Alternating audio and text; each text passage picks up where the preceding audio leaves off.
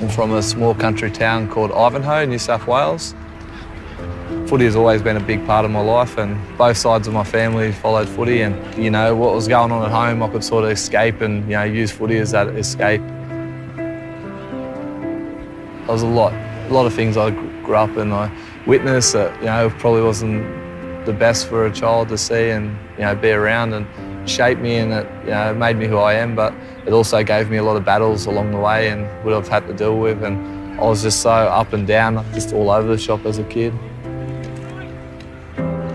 As I turned 18, I was like, oh yeah, football could be a career and a dream, especially for a kid that come from a small remote community. It sort of it was massive. This is the villain through Winnipeg, charging over the ball, looking for three. It's a hat trick to Joel Thompson. What a day for Joel. By that time, I was talking to counsellors, but I was never really digging deep into different things that were affecting me. Other kids would have their mum and dads, and they always had the support and love and care. And I used to remember, it was something that I always wanted, that stable home.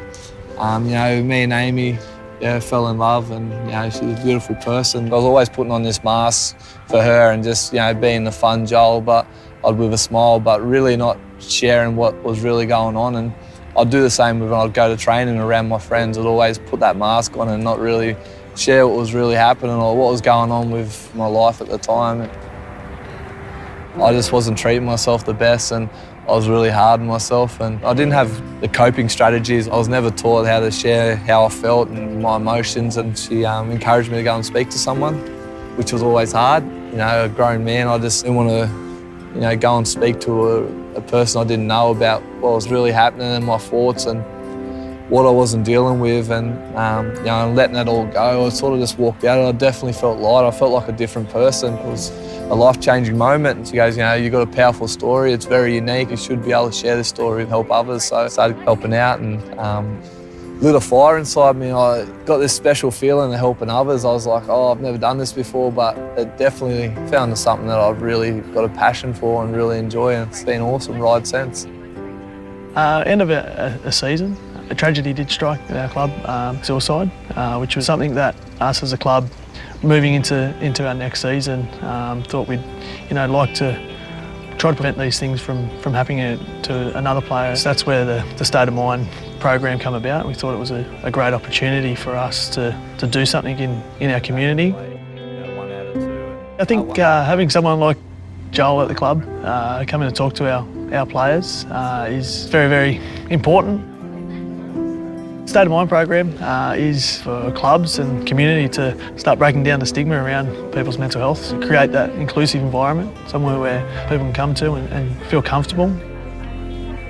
For someone with a mental illness, you can't see that. It's not tangible at times. You might hear about it, that someone might be struggling, but going up and asking if that person's okay as a player, as a coach, is something that we're trying to obviously break down here. I think we'll be the first club recognised as a State of Mind club. That in itself is a massive achievement.